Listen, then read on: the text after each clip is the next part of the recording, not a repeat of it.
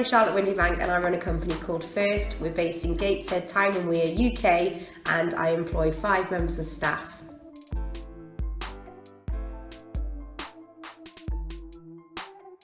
Okay, so First is a skills provider working with education, public bodies and private businesses to develop fun and innovative activities for startups and young people around entrepreneurship and enterprise. So for example, we work with universities on their student entrepreneurship programs, and we deliver workshops, accelerator weekends and all of that stuff to engage typically younger people into entrepreneurship and for them to realise that it is a viable option after they leave education.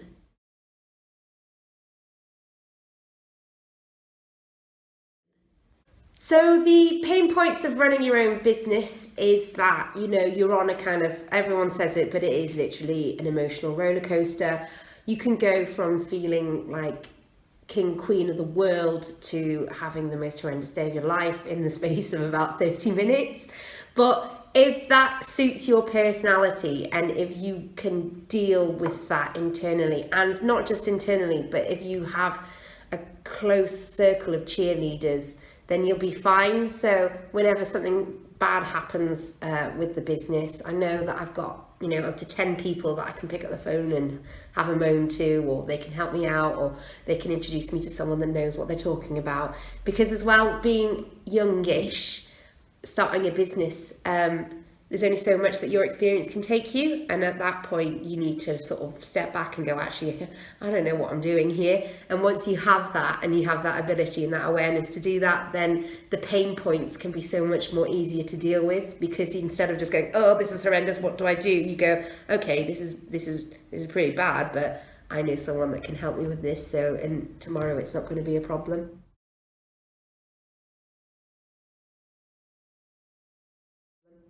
So at the beginning, when I first started my business, so it's been going 5 years now, and it was very much 60 to 80 hours a week. It was just me in this tiny little room, just beaving away at my computer, and the only chance that I managed to get out would really be to go to networking events and to meetings to meet prospective clients.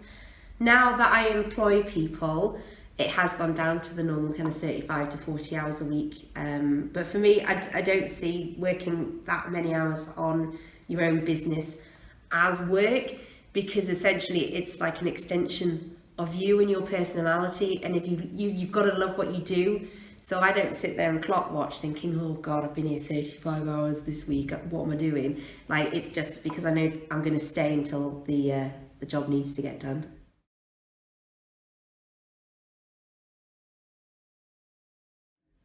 The timing of my first employee was when, I want to say it was kind of luck, but the definition of luck is basically when determination meets opportunity, and that's basically what happened. So I was doing a little bit of consultancy work for a charity around entrepreneurship and young people, and they basically said, look, I think we could go in together for a joint application for a bit of funding. And within that, it would mean that you could have enough money to pay yourself, but also pay for a year a project worker. And that was the point that I was like, right, yeah, let's go for it. There was very minimal risk because we either got the funding or we didn't. And I wasn't going to employ someone before we got that. We were successful with the funding, and then that meant that I could look for an employee for a year. While they were delivering the work and I was helping them, it was then freed up my time to bring in more work, and then therefore I got more employees. But that was really like, that was the real turning point. Someone saying, would you like to do this bit of work with me, and it will mean that you will need an extra member of staff. It was that black and white for me. And I guess that's important in a way, because when you get an employee there, it's not just your life and your kind of job and money coming in, but you have to fight for theirs as well. So I think when you do get an employee, that is one of the choices that you have to be really, really sure that you do have the money to provide for them, because if you don't, that's a whole different game that you just don't want to get into, like with the worry and all that kind of stuff. So I always think, like, make sure that you have the money there before you get employees in.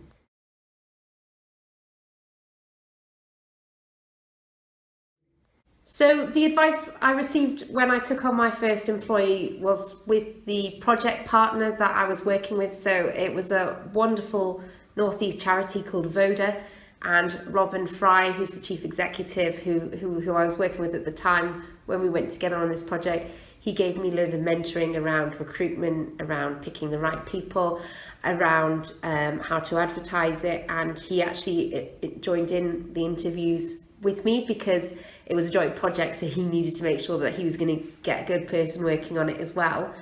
The other side of it was that my business partner, fortunately, had already had a business before she came into business with me. So she was quite well versed in the kind of recruitment process. And if there were any questions or if I needed to go over the selection process with her, then she was always there to help.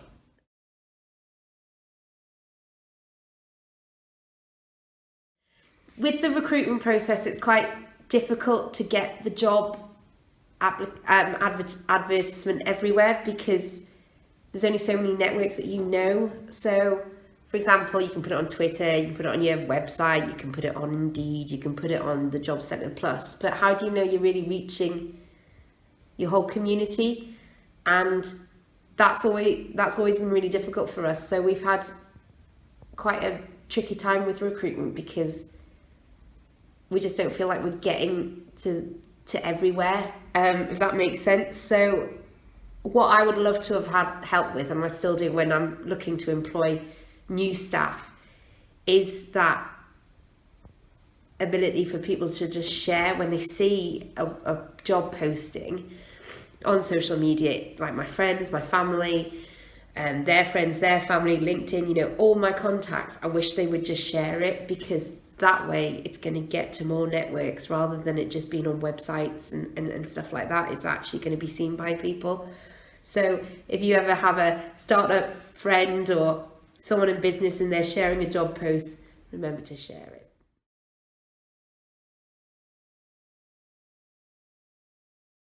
So with my first employee, it was a very amazing experience because it was just the two of us in the office. We formed a really close friendship because it was us for 35, 40 hours a week.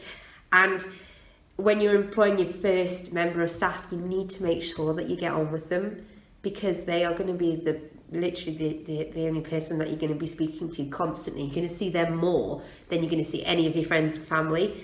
On the flip side of that, now as the business has grown, I've had to kind of separate myself, not like dramatically, but we can't have the same kind of relationship that we had then as we do now because it would be seen as unfair to the other staff. It would probably, other staff who don't know me as well may look at that and be like, what's going on there, and you have to treat all staff the same. So that's the kind of learning process that I've had to do, and it's been quite tough at some points, with projects of for whatever reason there's been complications or there's been a disagreement on stuff, and that's the bit that I'm managing and dealing with now, and we're getting through it, and it's even better than it probably was before.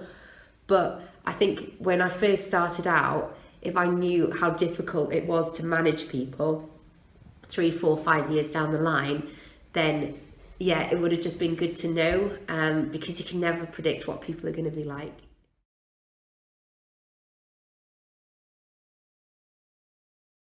So First now employs 5 people, and I was kind of having a think about where they all came from and how they came to be working with First, and one of them is a friend, one of them I worked with previously, and 2 of them I was recommended by friends for the position. Now, we interviewed other people as well. It's not like just we gave them the job straight away without having a fair recruitment process. But what it meant was that we were, how do I put this? We were aware of the skills, and we knew what skills that they could bring, and I think that's okay. Like, I don't see an issue with employing friends or friends of friends or family, as long as you have the right structures and processes in place. Because ultimately, when relationships break down, it's because of bad communication. So if you get that communication right, you can literally work with anyone. And if the skills are exactly what you need for your business, then why not? Why not have a room, an office full of people that you love and you can get along with as mates? Like, life's too short. So, but like I said, we have to be really, really like rigid and specific, and make sure that everyone knows what's expected of them and what they can expect from me. And I think those ground rules and that foundation means that we have really solid working relationships. So if you get that right, you can literally work with anyone.